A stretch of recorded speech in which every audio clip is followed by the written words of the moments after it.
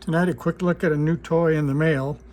I know some of you probably have big gray signal generators that say Bureau of the Navy or something like that. I think I have one of those in storage.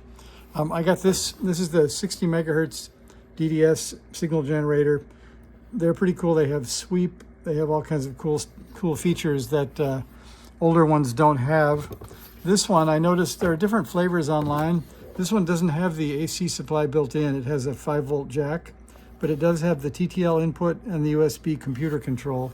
So, and the funny part is it has no brand name at all. Nothing in the blue space, nothing on top, nothing on any side of it, no labels or anything. So we're hoping it's real.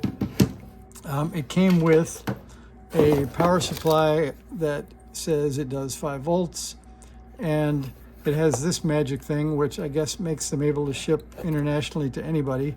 So you push the button and take off the personality on the front of the power supply, and it has the 5-volt jack. So I'm going to go ahead and plug it in, and we're going to see if we can make a 40 meter signal.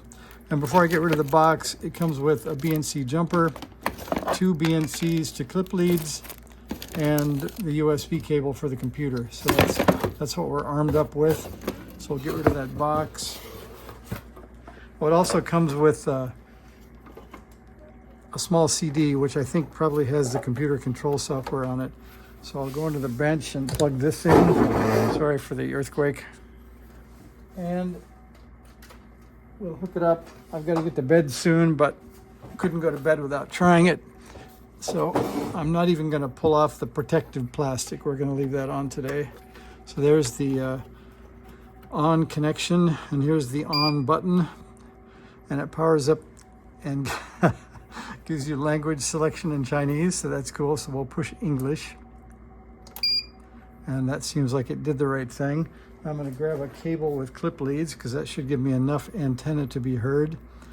And it says channel 1 right now comes up at what is that, 10 kilohertz, and channel 2 comes up with the same way. So we're going to go to channel 1. We're going to hit frequency. Let's see, I think we can go this way.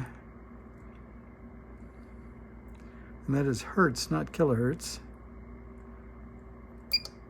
So let's see if we can make, let's see what, okay. And then do we do frequency again? No, I think we'll do frequency on. There we go, we turn the knob. I guess that's fairly intuitive.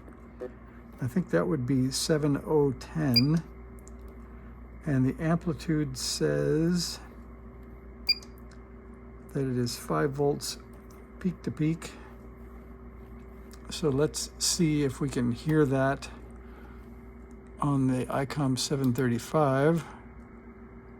So we think should be at 010. Let's put a screwdriver on there for good measure.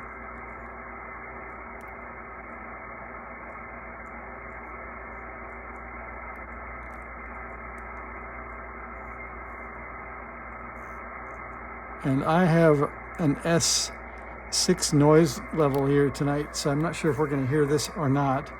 So I think we'll fall back and go to the oscilloscope. And I'll get out the cable here, and we will connect up the plus to the clip lead and the ground to the clip lead. And then we'll get the scope going here.